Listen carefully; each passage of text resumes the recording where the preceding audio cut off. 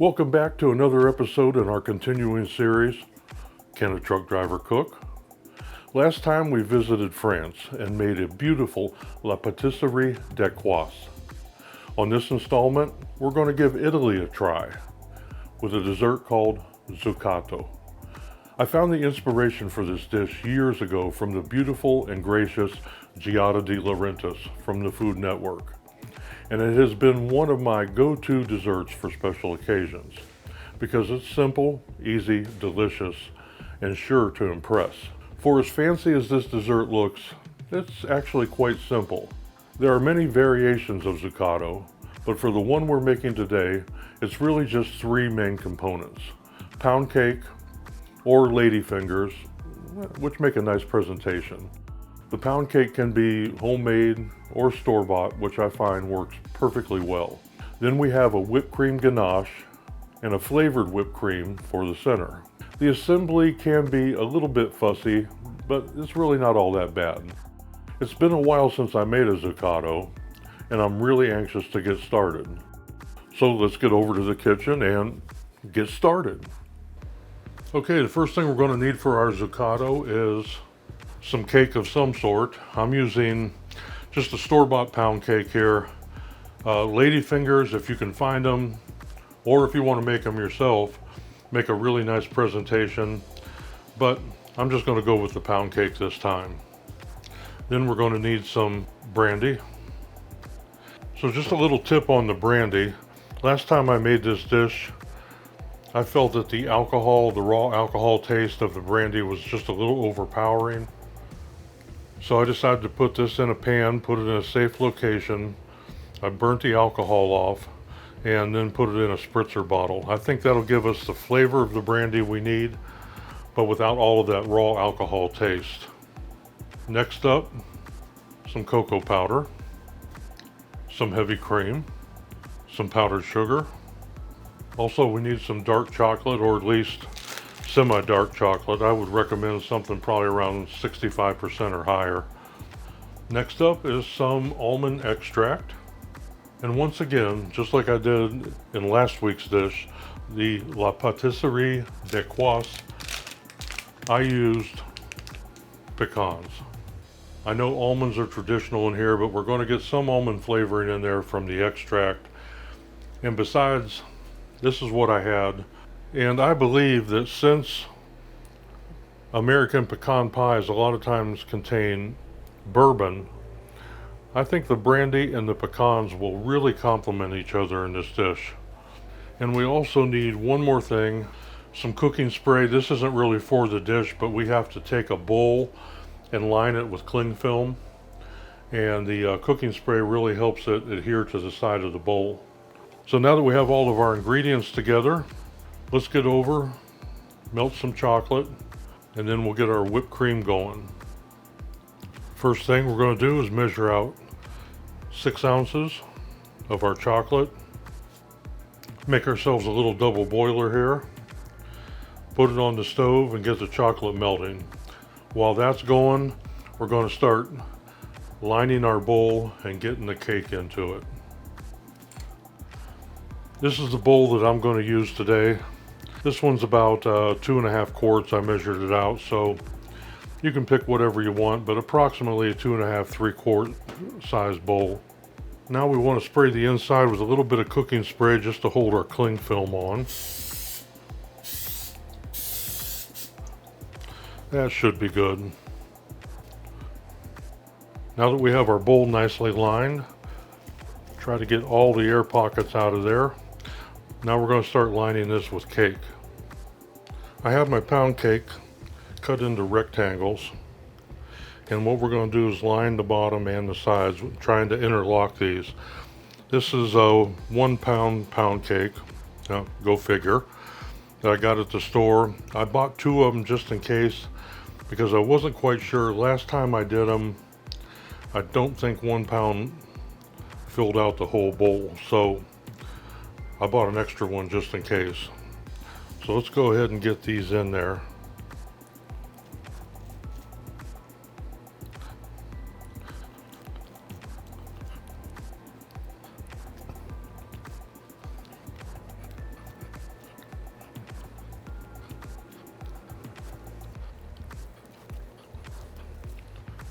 See, just as I thought, one cake was just not going to be enough. Okie dokie, it looks pretty good right there. I just took some smaller pieces and filled in where everything wasn't quite even. And if they stuck over, just trimmed off the top a little bit, but that looks pretty good. Now let's take our brandy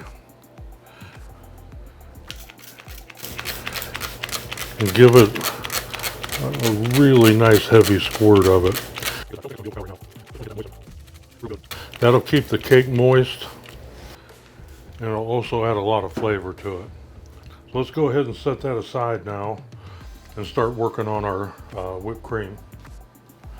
Now for this recipe we have two different types of cream. One is going to be a chocolate cream, kind of like a ganache. It's going to be like a standard ganache, cream and chocolate, but this is going to be made with whipped cream and chocolate.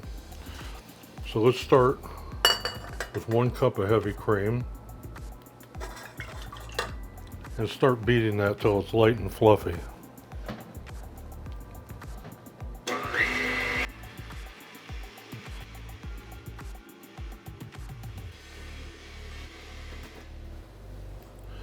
That should about do it right there. Our whipped cream's nice and fluffy. It's holding a peak pretty nice. So let's go ahead now and start adding our chocolate. The chocolate's been sitting after it melted for a little bit. I don't want it too hot. So now I'm going to take about, I'll say about a quarter of it. And we're going to start folding that into the cream. I want to be nice and gentle with this.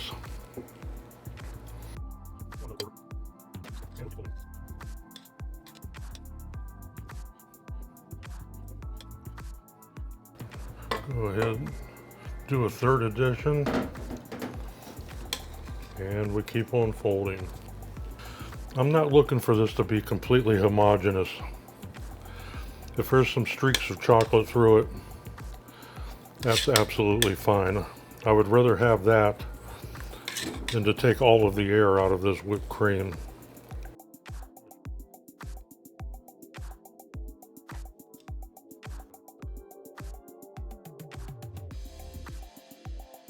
That's about as far as I'm willing to go with it.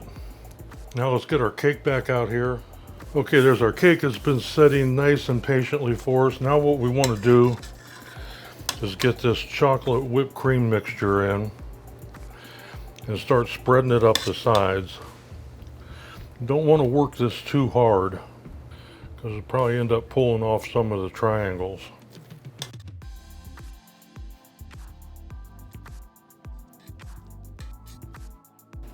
Now that we have it all in there, let's finish our smoothing.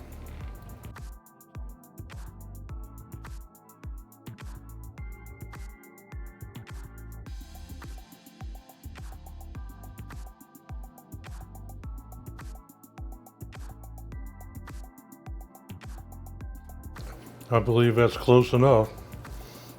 That's what you want to see there. Now before we put our next layer in, I want to set this in the refrigerator for like, say, an hour. I want that chocolate to set up so it doesn't really run into our white whipped cream we're going to be putting in when we spread that in there. We want kind of like 2 distinct layers when we cut into this. So let's go ahead and get it in the refrigerator, check it in about an hour and see if it's set up. Okay, our chocolate cream is about set up. It feels pretty good. We can go ahead and get the second cream going now. Just like last time, we're going to start again with 1 cup of heavy cream. And once it starts to get a little bit of air in it, we're going to add 1/2 cup of powdered sugar. Okay, it's starting to thicken up a little bit. Let's take 1/2 teaspoon of almond extract. And we can start putting in our powdered sugar. Now we're going to put the spurs to it here and get it really nice and fluffy.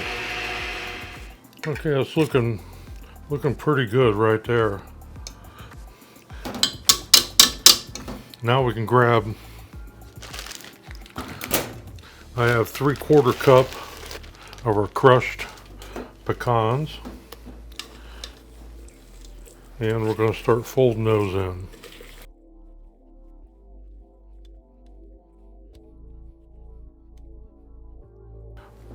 That looks pretty good. Let's go ahead and get that into the center of our cake. Okay, there's our nice little cake bowl. That's set up fairly firm. Now let's go ahead and get our flavored and nut whipped cream right into the center there.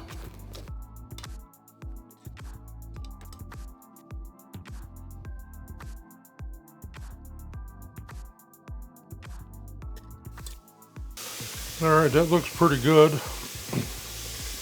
Now what we're going to do is take some more triangles and we're going to fill that in. Then we're going to put it back in the refrigerator for about 3 hours. Let's go ahead and start layering these in.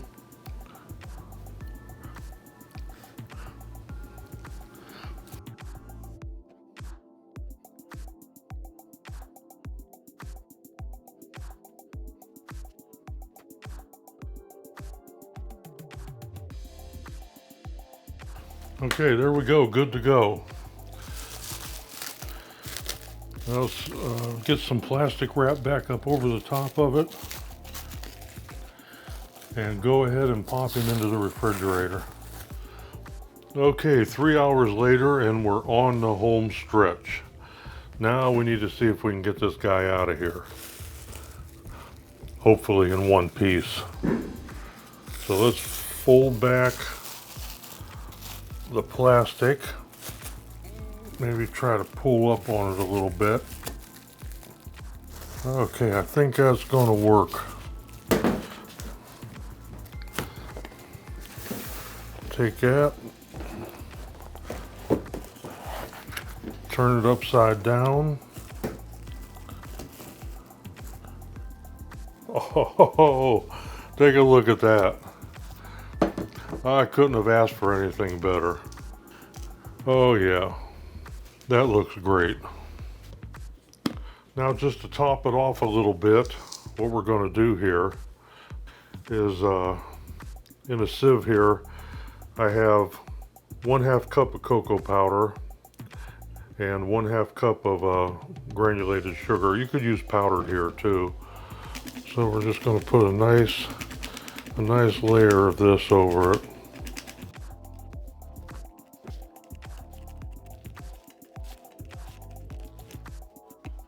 Okay, looking good, looking good. I'm going to move this to another plate and maybe just put a little spot of whipped cream on it for some contrast.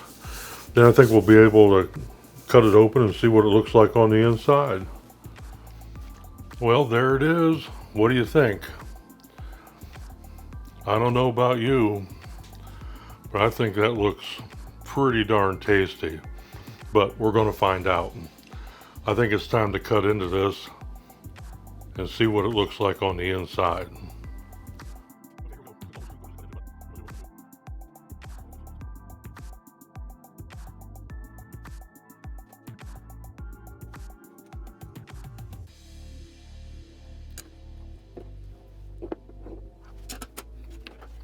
You can see the layers even better now. There's our chocolate cream, and here's the almond extract and pecan filling.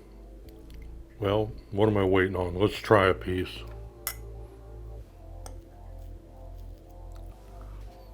Wow, that is off the charts good. I mean, absolutely. Just so light and delicate. It may look like something that's heavy, but both those types of cream are just very light in there. It's not like a buttercream frosting, which is a lot heavier. That will work. Well, I hope you enjoyed this little recipe I pulled out of my archives. I'd like to thank once again Giada De Laurentiis. She was the one that gave me the inspiration to do this years ago. And it is really, truly a classic. I probably haven't had this thing in 10 years or more. But hey, all that aside, I want to thank you all again for joining me. Hope you enjoyed this. Hope you decide to make it yourself. Take care. We'll see you next time.